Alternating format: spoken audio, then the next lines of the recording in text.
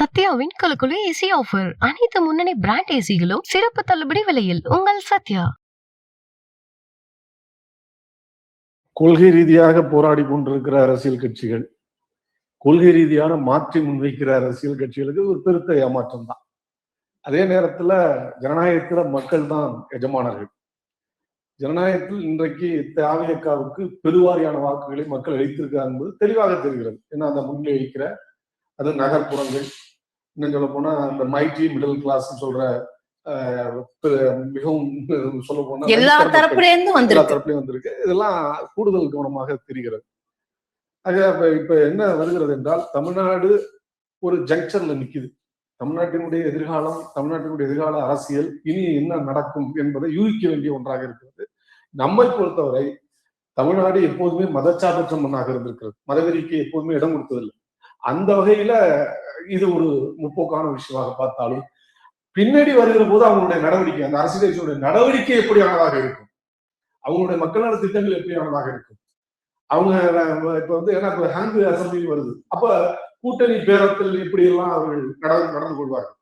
இதுல பாஜக ஒரு முக்கியமான பிளேயரா இருக்கும் நான் இருக்கிறேன். ஏன்னா பல மாநிலங்கள்ல இது மாதிரி ஹேண்ட் அசம்பிளி வர்ற இடங்கள் எல்லாம் பாஜக அந்த இடத்துல புகுந்து தனக்கு வேண்டியவர்களை கொண்டு வருவதற்கு அல்லது தனக்கான அரசியலை நிலைநிறுத்துவதற்கு சாம பேத தண்டத்தை எல்லாம் பயன்படுத்திய காலத்தை நாம் பார்த்திருக்கிறோம். எனவே அந்த நிலையும் இதில் வருவதற்கான வாய்ப்பு, அந்த மாதிரியான ஒரு சூழ்நிலை அமையுமா? இவர் தற்போது நிலவரப்படி பார்க்கும்போது 104 அப்படின்னு வருது. தொங்கு சட்டசபையாக இருந்தாலும் இப்ப திமுக கூட்டணி கட்சிகளே போறதுக்கு வாய்ப்பு இருக்குதா? அங்க எந்த மாதிரி நடக்கிறதுக்கு வாய்ப்புகள் இருக்கு? ஏன்னா அதிமுக மற்றும் பலர் வேணாம் அப்படின்னு அந்த ஒரு நிலைமையில இவர் இப்படிப்பட்ட கட்சிகளுடன் கூட்டணி வச்சு அமையறதுக்கு வாய்ப்பு இருக்கு இல்லையா? இல்ல அதான் அது வந்து எல்லாம் வந்த பிறகுதான் நம்ம சொல்ல முடியும். இப்போதைக்கு திராவிட முன்னேற்ற கழக தலைமையிலான அந்த கூட்டணியில் இருக்கிற கட்சிகள் உறுதியாக இருக்கிறார்கள். ஜனநாயகத்துல வெற்றி தோல்வி சகஜமானது. வெற்றிக்காக உயிர் கொண்டு எழுவதும் தோல்விக்காக தோண்டு போறது என்பது கூடாது. ஜனநாயகம் பல படிப்பினைகளை கற்றுக் கொடுத்திருக்கு. தமிழ்நாடும் பல படிப்பினைகளை கற்றுக் கொடுத்த மண்ணுதான். அந்த அடிப்படையில மெய்யான அரசியலை, இந்த மண்ணின் அரசியலை இளைஞர்கள் மத்தியில, மாணவர்கள் மத்தியில எடுத்து செல்வதற்கான பெரும் வாய்ப்பு எதிர்காலத்துல வரும் நான் கருதுறேன். இல்ல என்ன படிப்பினையா நம்ம இதை எடுத்துக்கிறது? என்ன படிப்பினையை இப்ப மக்கள் இந்த முன்னிலையின் மூலம் ரெண்டு விஷயங்க. ஒண்ணு, இன்னைக்கு இருக்கிற சமூக ஊடகங்கள், சமூக ஊடகங்கள்ல வர்ற கருத்துகள், அதுல அரசு அல்லது அரசு சார்ந்த சமூகம் சார்ந்த கருத்துகள் வரும்போது அதை ஒதுக்கி தள்ளிவிடக் கூடாது என்கிற உணர்வு. ரெண்டாவது, இன்றைய இளைய தலைமுறை, ஒரு காலத்துல இடஒதுக்கீடு, சமூக நீதி, தமிழ் உணர்வு, ஏன் ஜல்லிக்கட்டு கூட திரண்ட சமூகம் தான் நம்முடைய இளைஞர் சமூகம். ஆனா இன்னைக்கு மாற்றங்கிற அரசியல் வைக்கிற போது கொள்கை ரீதியான மாற்றம் என்ன இருக்கு அப்படின்னா, அவர்களுக்கே அது தயாரிப்பு இல்லை. 2000க்கு பிறகு பிறந்தவர்களுக்கு அரசியல் பயிற்சி என்பது இல்லை. அப்ப கல்விக்கூடங்களில், கல்லூரிகள்ல பேரவை தேர்தல் நடந்துச்சுன்னா, இப்ப நீங்க டெல்லியில மிக உயர்ந்த பல்கலைக்கழகம் ஜேஎன்யூ நடக்குது, ஏன் தமிழ்நாட்டில் நடந்திருக்க கூடாது? அரசு பல்கலைக்கழகங்கள, அரசு நிர்வாகம் இருக்கிற கல்லூரிகள் ஏன் நடத்திருக்க கூடாது? அது அரசியல் படுத்துவதற்கான அடிப்படை வாய்ப்பு இப்ப கேரளாவில் நடந்துட்டு இருக்கு. அதனால ஒன்றும் குடி மூழ்கி விடல. அப்ப அந்த மாதிரியான விஷயங்கள்லாம் கையில் இருந்து போனது, அதுல வந்து கவனம் செலுத்தாதது போன்றவை எல்லாம். ஏன்னா ஜனநாயகத்தினுடைய தொட்டிலே இளைஞர்கள் தான். அவர்களை ஜனநாயகப்படுத்துவதற்கும் அரசியல் அவர்கள் பால் கொண்டு போவதற்கும் இளைஞர் மயப்படுத்தப்பட்ட அரசியலை முன்வைப்பதற்கான தேவை இருக்கிறது. அந்த தேவையை அரசியல் கட்சி என்ற முறையில் நாங்களும் அதை உணர்ந்திருக்க வேண்டும். நாங்களும் அதற்கான கோரிக்கைகளை வைத்திருக்க வேண்டும். இப்ப நாங்க தொடர்ந்து அந்த பேரவை தேர்தல் வேணும்னு சொல்றவங்க தான். இப்போ அதை ஆழமாக வலியுறுத்துறேன். எதிர்காலத்தில் தமிழ்நாட்டின் நலன் கருதி கட்டாயம் அரசியலை நாங்க வந்து அடுத்த தலைமுறைக்கு எடுத்து செல்வதற்கான அந்த இடத்துல இருக்கிறோம், அந்த மையப்புள்ளியில் வந்துருக்கோம். அந்த உணர்வோடு தான் நான் பாக்குறேன். இல்ல இந்த இடத்துல நம்ம இன்னொன்னு குறிப்பிட வேண்டியதா இருக்கு. நம்ம இந்த இளைய தலைமுறை, இவங்க இன்ஸ்டால இருக்கிறவங்க, சோசியல் மீடியால இருக்கிறவங்க அப்படிங்கிறத ஒரு புறந்தள்ளிட்டோமா, இன்னொரு விஷயத்துல இப்போ விஜய் வந்ததுக்கு அப்புறம் நாங்க அரசியலை கவனிக்கிறோம் அப்படின்னு சொல்றாங்க இளைஞர்கள். இவ்வளவு நாள் நாங்க அப்படி பண்ண வேலை எங்களுடையதுன்னு இருந்துட்டோம், ஆனா இன்னைக்கு விஜய் வந்தோன்னு நாங்க அதை கவனிக்கிறோம் அப்படிங்கிறாங்க. அப்ப அந்த கவனிக்க வைக்கக்கூடிய ஒரு இடத்துல இந்த விஜய் இருந்திருக்காருங்கிறதும் ஒரு விஷயம் தானே. நிச்சயமா. அதாவது ஒரு திரை கவர்ச்சி இருக்கு. பொதுவா பர்சனாலிட்டிஸ், அது அரசியல்லையும் வருவாங்க, திரை கவர்ச்சிலையும் வருது. அந்த திரை கவர்ச்சியில வர்றத நாம குறைத்து மதிப்பிட்டு விடக்கூடாது. அதுல வர்ற படங்கள்ல வர்ற விஷயங்கள், ஏன்னா ஒரு கதாநாயக தன்மையோட தான் இருக்கு. அதே கதாநாயகமே அரசியல்ல எல்லா நேரங்களிலும் வெற்றி பெற்றுட்டாரு. ஆனா வெற்றி பெறவும் செய்யும். வெற்றி பெற செய்யுங்கிற காலத்துல இருக்கு விஜய் பிடித்த ரசிகர்கள் அவர்களுக்கானது. இப்ப நீங்க ஒரு கட்டம் யோசிச்சு பாருங்களேன், பல இடங்கள்ல கூட்டம் கூடுது, பல ரசிகர்கள் அதெல்லாம் ஓட்டா கன்வெர்ட் ஆகுது. இப்ப இங்க கன்வெர்ட் ஆகுதுன்னா ஏற்கனவே பாரம்பரியமாக அதிமுக திமுக என்கிற ஒரு நிலை இருக்கு. அதுல இருந்து ஒரு மாற்றம் வேணுங்கிற விருப்பம் இருக்கு. ஏன்னா அந்த குடும்பங்கள் அரசியல்படுத்தப்படல. அந்த அரசியல் கட்சிகளை சார்ந்தவர்களே, அரசியல் குடும்பங்களே பல அரசியல்படுத்தப்படல. அப்ப அதுல வர்ற அந்த அந்த இடத்துல கேக்குறேன், நீங்க அரசியல் படுத்தப்படாத வாக்குகளை மட்டும் வச்சிருந்தா இவ்வளவு முன்னிலை வராது. அரசியல் படுத்தப்பட்டவர்களும் மூத்தவர்களும் நடுத்தர வயதினரும் எல்லாரும் சேரும் போதுதான் அதுல இருந்து இன்னும் சொல்ல போனா திமுகல இருந்து வாக்குகள் எடுத்திருக்காரு, அதிமுகல இருந்து எடுத்திருக்காரு, ஏன் கம்யூனிஸ்ட்ல எடுத்திருக்கலாம், வாய்ப்புகள் இருக்கு. அப்ப எல்லாத்தையும் அரசியல் மயப்படுத்தப்பட்டவர்கள் கூட வாக்களித்திருக்கிறார்கள் விஜய்க்கு அப்படின்னு தான் நம்ம புரிஞ்சுக்கலாம். என்ன எதிர்பார்ப்பு இருக்கு மக்கள்? அந்த எட்ஜை நம்ம பார்க்க வேண்டியிருக்கு. என்ன விஷயம்னா, ஒரு நடிகராக அவர் செயலாற்றிய காலம், அரசியல்களுக்கான விஷயங்கள், ஒரு அரசியல் கட்சியா ஸ்தாபித்த பிறகு, அதை உருவாக்கிய பிறகு அவருடைய நடவடிக்கைகள். அப்ப அரசியல் கட்சிகளா அவர்கள் வைக்கிற கேள்விகளுக்கு பொறுப்பாக எல்லா கட்சி தலைவர்களும் பதிலளிக்கும். அதையெல்லாம் சமூக வலைதளங்களை மட்டுமே பதிலளிப்பதன் மூலம் போதுமானது என்று நம்ம ஒதுக்கிட்டோம்னா அதோட விளைவுதான் இன்னைக்கு பார்க்கணும். அப்படி வந்திருந்தா டிபேட்டுக்கு நம்ம அதை டிபேட்டபிளா ஆக்கிருக்கோம். அந்த முக்கியமான பாயிண்ட் இப்ப பின்னடைவு வர்றதுக்கு காரணம் விஜய் பேசும்போது ஏற்கனவே செட்டா இருக்கிற அரசியல்ல ஒரு செட்டிலா இருக்கிற திங்கிங் உள்ளவங்க கூட மாறி இருக்காங்க. அது எப்படி வருது? அப்ப அந்த பிடிமானத்தை குறைந்திருக்குல்ல, அதுக்கு என்ன காரணம்? அந்த கட்சியினுடைய தலைவர்கள் இந்த அரசியலை உள்வாங்கி டிபேட் பண்ணிருக்காங்க. அதை ஈஸியா புறந்தள்ளிட்ட விஜய் ஒவ்வொரு கட்டத்திலையும் குறை வைக்கும் போது யாருமே பண்ணல. உதாரணம் சொன்ன ஒரு கார்னா, கார் எதுல ஓடுது? பெட்ரோல்ல ஓடுது. பெட்ரோல்ல இருந்து என்ஜின்ல ஓடுமா? என்ஜின் இருந்து டயர்ல ஓடுமா? இந்த டயரை பிணைக்கிற ஒவ்வொரு நட்டும் போல்டுமே முக்கியமானது. அது மாதிரிதான் ஜனநாயகம். ஜனநாயகத்தில் இருக்கிற உணர்வு ஒவ்வொன்றையும் பார்க்க வேண்டிய, ஒவ்வொன்றையும் கோர்த்து அரசியலாக்க வேண்டிய, மணியை செலவிட்டீங்க, அதை கோர்த்து சேர்த்துதான் அரசியல் வெற்றி பெற முடியும். அந்த இடத்துல சில தவறுகள் நடந்திருக்கிறது என்பதை இந்த முடிவுகள் வெளிப்படுத்திருக்கு.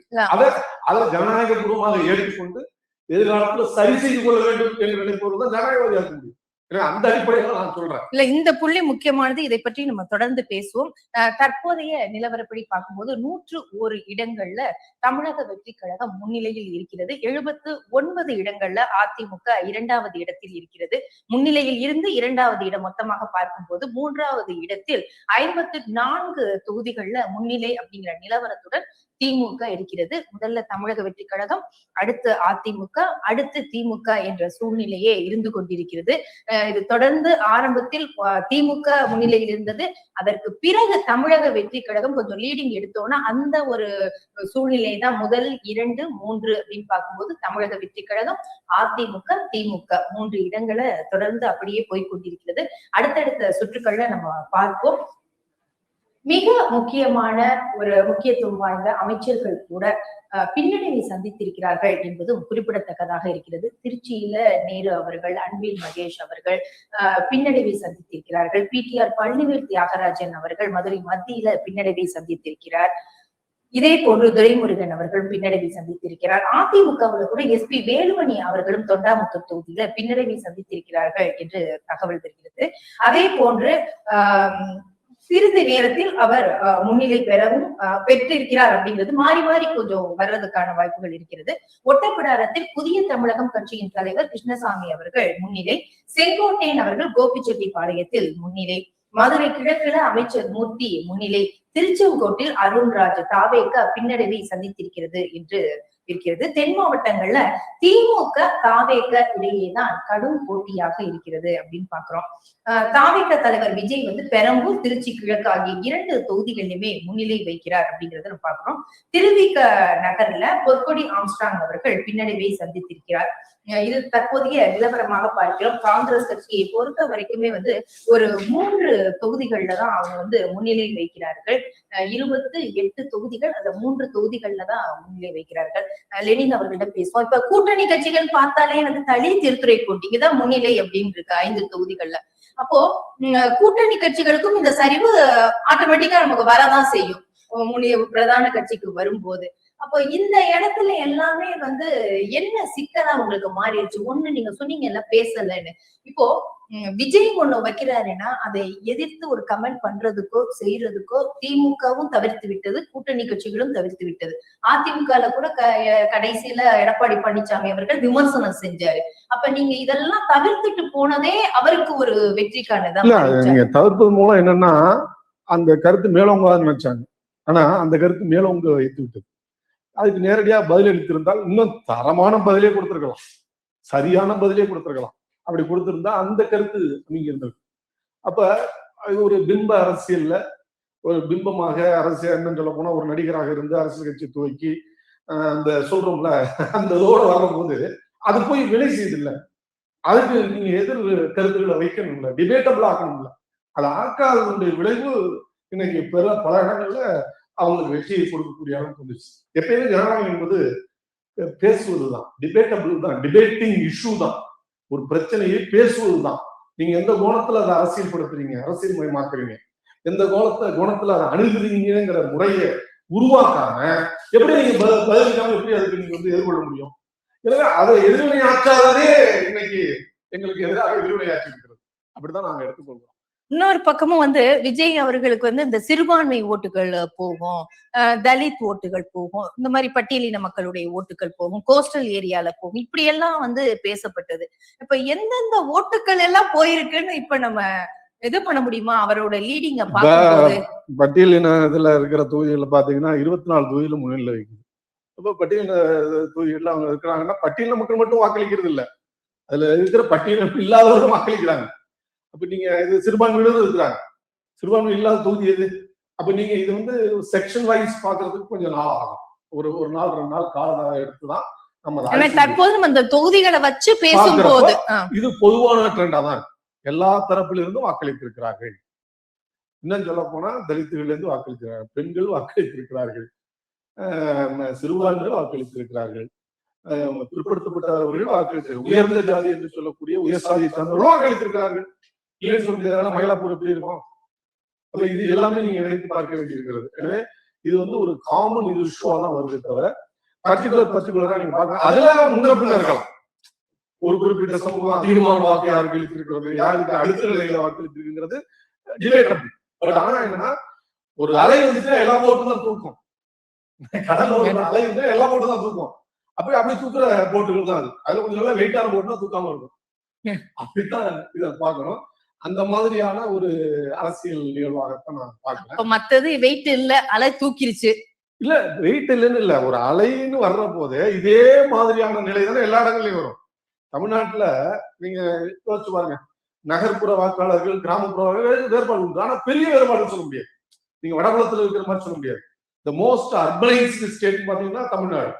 அப்ப அங்க இருக்கிற ட்ரெண்டு இந்த அர்பன் ட்ரெண்டு ரூரல் பாதிக்கும், ரூரல் ட்ரெண்டு ரெசிப்ரோக்கலா அர்பனையும் பாதிக்கும். அப்ப அந்த வாய்ப்புகளும் இருக்கிறது என்பதுதான் என்னுடைய கருத்து. எனவே இந்த வகையில ஜனநாயகத்துல மக்கள் அளித்திருக்கிற தீர்ப்பு அது என்ன ஒரு 2 மணிக்கு மேல மிக தெளிவாக தெரிந்துவிடும். அந்த தீர்ப்பை ஏற்றுக்கொள்ள வேண்டும். மீண்டும் இந்த மாதிரி மக்கள்கிட்ட நம்ம அணி சேர்ந்து சென்று நம்முடைய அரசியலை எடுத்து சொல்வதன் மூலம் தான் ஜனநாயகத்தை பலப்படுத்தும். அதுக்கான இடம் இன்னும் இருக்கிறதாக நான் கருதுகிறேன்.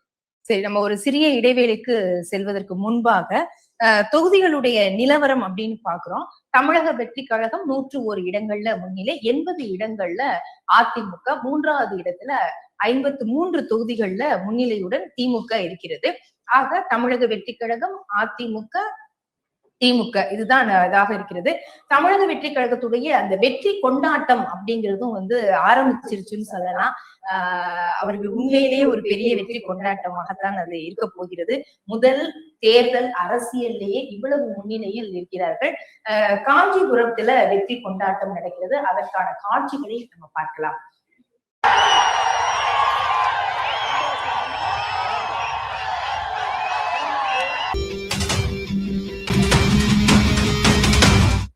தமிழ்நாடு சட்டப்பேரவை தேர்தல் 2026 வாக்கு எண்ணிக்கை விறுவிறுப்பாக நடைபெற்றுக் கொண்டிருக்கின்றது.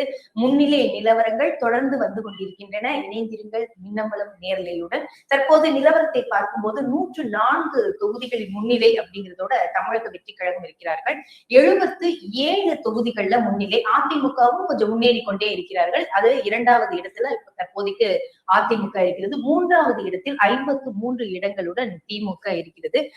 பாட்டாளி மக்கள் கட்சியை பொறுத்த வரைக்கும் சோழிங்கர், பெண்ணாகரம், தர்மபுரியில சௌமியா அன்புமணி அவர்கள் போட்டியிடுகிறார். விக்கிரவாண்டி, ஜெயங்கொண்டம், மயிலாடுதுறை போன்ற தொகுதிகள்ல அவர்கள் முன்னிலை வைக்கிறார்கள். காங்கிரஸை பொறுத்த வரைக்கும் திருவாடானை, குளச்சல், விளவங்கோடு இது தேர்தல் ஆணையத்தின் அதிகாரப்பூர்வ தகவல் படி வந்தபடி 3 தொகுதிகள்ல அவர்கள் முன்னிலை வைக்கிறார்கள் அப்படிங்கிறது தெரியுது. அரங்கத்தில் லெனின் அவர்கள் இருக்கிறார், பேசலாம். இவர்களுடைய அரசியல் எப்படி இருக்கும் அடுத்த கேள்வி. ஏன்னா இவங்க ஒரு சார்ட் போட்டாங்க, யாராருக்கு எந்த மந்திரி அப்படின்னு. இவங்க தரப்புல இருந்து ஒரு சோசியல் மீடியால ஒரு பதிவு வந்தது. அப்பவே பல கிரிட்டிசைஸ் இருந்தது, ஒரு கேலி கூத்தும் ஆக்கப்பட்டது. ஆனா இப்போ முன்னிலையில் இருக்கிறார். எப்படி இருக்கும் இவர்களுடைய அரசியல்? சமூக வலைத்தளங்கள்ல கேலி கூத்தான மாதிரி ஆயிடக்கூடாதுங்கிறதுதான். ஏன்னா பொறுப்புணர்ந்து மக்கள் இவ்வளவு பேர் வாக்களித்து இருக்கிறார்கள், உங்களை வெற்றி பெற வைத்திருக்காங்கன்னா அந்த பொறுப்பை உணர்ந்து நீங்கள் கடமை ஆற்றணும். ஏன்னா கடந்த காலங்களில் இல்லாம இருந்துச்சு, அந்த மாதிரி கடமை ஆற்றல, இனிமையாவது ஆற்ற வேண்டும். அதுதான் ஜனநாயகத்துக்கு நல்லது. புதிய சக்தியாக நீங்க வர்ற போது எந்தெந்த வகையில் நீங்கள் புதுமையானவர்கள், எந்தெந்த வகையில் புதிய சிந்தனையை நீங்க கொண்டு வர போறீங்க, தமிழ்நாட்டின் வளர்ச்சியில், தமிழ் மக்களின் வளர்ச்சியில் எந்தெந்த வகையில் நீங்கள் பங்கு பண்ணி ஆற்ற போறீங்கிறத வெளிப்படையா அறிவிக்கணும். அநேகமா அவங்க இப்ப தயாராகிட்டு இருப்பாங்க அடுத்தடுத்த கட்டங்கள். ஆனா எதிர்கட்சிகள் நீங்கள் உட்பட எதிர்கட்சிகள் எல்லாம் வச்சது அவங்களுக்கு அரசியல் புரிதல் இன்னும் வரல, அரசியல் இன்னும் தெரியல, விஜய்க்கே இன்னும் அரசியல் புரிதல் கிடையாது, என்ன அவர்கிட்ட தெளிவான திட்டம் இருக்கு, இது மாதிரிதான் அடுக்கடுக்கான கேள்விகளை நாங்க மட்டும் சொல்லல, சமூக வலைதளங்களே வந்துச்சுல. பலர் அந்த எந்த சமூக வலைதளம் அவங்களை பத்தி பேசினுச்சோ அதே சமூக வலைதளம் வந்துச்சு. அவர் பேசின எல்லா கூட்டங்களையும் பாருங்க. இல்ல, சமூக வலைத்தளம் தாண்டி அரசியல் தெரிந்த நபர்கள் கூறியது இதுதான். இப்ப இதை தாண்டி இன்னைக்கு ஆட்சி அவர் கையில அப்படின்னு போகும்போது இது எப்படி இருக்கும் அப்படிங்கிறது ஒரு கேள்வி. அதை எதை நம்பி மக்கள் ஒரு தமிழ்நாட்டின் மீது நல்லெண்ணம் உள்ள அடிப்படையில 2-3 கருத்துக்களை முன்வைக்கணும் நான் கருதுகிறேன். ஒன்று, பாஜகவை வெறும் பாயசமா கருதிடக்கூடாது. இனிமே அது இனிமேதான் விளையாட போகிறது. ஏன்னா பீகார்ல என்ன நிலைமையானது, மகாராஷ்டிராவில் என்ன நிலைமையானது, ஏன் ஒடிசாவில் என்ன நிலைமையானது, இப்ப இது எல்லாத்தையும் வைத்துக்கொண்டு ஒன்றிய அரசினுடைய துறைகளை பயன்படுத்தி இவருக்கும் அந்த மிரட்டல் வரலாம், வராம இருக்கும் நினைக்க முடியாது. அப்ப இவர் எப்படி துணிச்சலாக செயலாற்றுவார், எப்படிப்பட்ட அரசு முன்னெடுப்புகளை எடுப்பார் என்பதுல வைத்துதான் கணித்துதான் நாம இந்த ஒரு ஆட்சி அதிகாரத்துக்கு வந்த பிறகு அதை கணிக்க முடியும். எனவே இந்த ஆபத்து இருக்கிறது. ஏன்னா பாஜக எல்லா இடங்களிலும் தன்னுடைய அரசியல் ரீதியாக மட்டுமல்ல எல்லா முறைகளையும் பயன்படுத்தும், எல்லா துறைகளையும் பயன்படுத்தும்.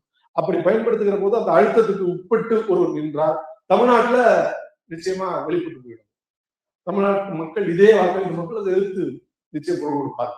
எனவே இந்த ஆபத்தும் அதில் இருக்கிறது. அதுல எப்படி இவர்கள், ஏன்னா புதிய இளைஞர்கள் நிறைய வந்திருக்காங்க, சட்டமன்ற உறுப்பினர்களாக தேர்ந்தெடுக்கப்பட போறார்கள். அவர்களுடைய அரசியல் எப்படி இருக்கும், அதுல எப்படி ஃபார்மா ஸ்டாண்ட்ல நிற்பாங்களா, இல்ல அதுல டீவியேஷன் வருமா என்பதை இப்பயே நம்ம சொல்ல முடியாது. அது எதிர்காலத்துல நடவடிக்கையின் மூலம் அந்த நம்பிக்கைத்தன்மையை அதை கொண்டு வரும்.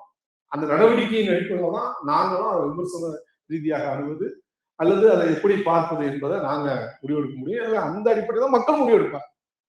திரைப்படங்கள்ல வர்ற மாதிரி ஒவ்வொரு இளைஞர் ஒவ்வொருத்தரும் அமைச்சர் அப்படின்னு சொல்லும் பதில் அளிச்சு ஆகணும், பிரஸ் மீட்டுக்கு போயே ஆகணும், இதெல்லாம் ஜனநாயக நடவடிக்கை. நீங்க இதுவரையிலே இருந்துட்டீங்க, தெரிந்தோ தெரியாமலோ மக்கள் இவ்வளவு பெரிய ஆதரவு கொடுத்த பிறகு இனிமேல் நீங்க ஜனநாயகப்படுத்திக் கொள்ள வேண்டும். ஜனநாயகப்படுத்த மக்கள் ஜனநாயகப்படுத்துவாங்க. இந்த இடத்துலயும் ஒரு கேள்வி வருது. நீங்க சொல்ற மாதிரி செய்தியாளர்களை சந்திக்கவில்லை, முறையாக பிரச்சாரத்திற்கு சென்றாரா அப்படிங்கிறதும் ஒரு கேள்வி இருக்கு. அவரிடம் தெளிவான திட்டங்கள் இருக்கா, இந்த மாதிரி எல்லாம் நிறைய இருக்கு.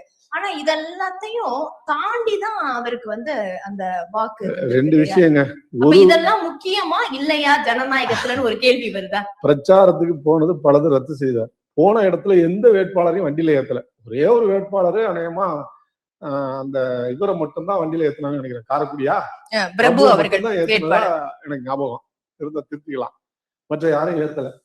அப்ப ஒன்று பிரச்சாரம் மக்கள் மத்தியில் வர்ற போது இந்த பிரச்சாரங்களை கீழே இருக்கிற கடைகோடியில் இருக்கிற இளைஞர்கள் எல்லாம் இந்த கட்சி சொன்னவங்க முன்னெடுக்கிற போது அதுக்கு ஈடு கொடுக்குற அளவுக்கு தலைவர் அந்த சுற்றுப்பயணங்களை ரத்து பண்ணதுங்கிறதுக்குலாம் ஒரு பெரிய இதுதான். ஆனாலும் அதையும் மீறி நீ வேலை செஞ்சிருக்கிறாங்க, அதை நம்ம மதிக்காம இருக்க முடியாது. வேலை செய்து அந்த வெற்றியை அவர்கள் ஈட்டி இருக்கிறார். இனிமேலாவது இவர்கள் ஆன்சரபிள் டு தி பீப்புள்ங்கிற நிலைக்கு வரணும். மக்களுக்கு அவர்கள் கடமைப்பட்டவர்கள். ஆட்சி அதிகாரத்துக்கு வந்து கூட முன்னாடி மாதிரி நிலையை எடுத்து போனாக்கா மக்கள் அதை ஏற்றுக்கொள்ள மாட்டார்கள். கடந்த காலங்களை பார்த்தோம். எனவே சினிமாவிலிருந்து அரசியல் இருந்து ஆட்சி அதிகாரம் என்று வருகிற போது ஆட்சி அதிகாரம் மக்களுக்கானதுங்கிற புரிதல் இருந்தாதான், மக்களுடைய ஒவ்வொரு விஷயத்துக்கும் நீங்க அட்ரஸ் பண்ணாதான் ஒரு சக்சஸ்ஃபுல்லான ஆட்சியாக அரசியலாக அதை கொண்டு போக முடியும். இல்லைன்னா மக்கள் இயல்பாக எந்த ஆர்வத்தில் நீங்க சொன்னீங்கல்ல, எல்லா மக்களும் என்ன 50 வருஷமா 100 வருஷமா திமுக அதிமுக மாறி பொதுவான பெர்செப்ஷன் அதுதான் விஜயகாந்த் பயன்படுத்தினார். அதான் தமாக வந்தபோது வந்தது அந்த 20% ஓட்டு. இப்ப அது இன்னும் கூடுதலாகி எங்களுக்கு வந்துருக்கு. எத்தனை % ஓட்டுங்கிறத நீங்க தெரிஞ்சிடலாம். அப்ப கூடுதலா வந்துருக்கு. அப்ப நம்பிக்கை கூடி இருக்கு. அந்த நம்பிக்கைக்கு உகந்தவர்களாக இருக்கணும். ஏன் 2வது தேர்தல் அவங்கள தோக்கெடுத்தார்கள்? அந்த பெர்செப்ஷனை அவங்க அதுக்கு பிறகு நடந்தது, அது ஏற்கலாம். எனவே மக்களே தோற்கடித்தாரு. அதே நிலை எல்லோருக்கும் உருவாகும். எனவே மக்கள் தான் எஜமானர்கள் ஜனநாயகத்துல. மக்களுடைய அபிலாஷைகள், மக்களுடைய பிரச்சனைகள், அவங்களோட கோரிக்கைகளுக்கு செவி கொடுக்கிற அரசாக இருக்கணும். கேட்கிற கேள்விகளுக்கு பதில் கொடுக்கிற அரசாக இருக்கணும். இப்ப வாயில காலுக்கு அருகே கொடுக்க வேண்டிய தேவை இப்ப இல்ல, உண்மையிலேயே ஒரு பொறுப்புணர்வுடன் செயல்பட வேண்டிய ஒரு நேரமாக இதை நம்ம கருதணும். எதிர்பார்ப்பும் மக்களிடம் அதிகம் இருக்கிறதுனாலதான் இந்த ஒரு லீடிங்க அவங்க கொடுக்குறாங்க. அப்ப அந்த எதிர்பார்ப்பை பூர்த்தி செய்யக்கூடிய அளவில் அவர்களுடைய செயல் திட்டங்களும் இருக்கணும், செயல்பாடுகளும் இருக்கணும் அப்படிங்கிறது மறுக்க முடியாததுதான். சத்யாவின் கலக்குழு ஏசி ஆஃபர். அனைத்து முன்னணி பிராண்ட் ஏசிகளும் சிறப்பு தள்ளுபடி விலையில். உங்கள் சத்யா. மின்னம்பலம்.com தமிழின் முதல் மொபைல் பத்திரிகை.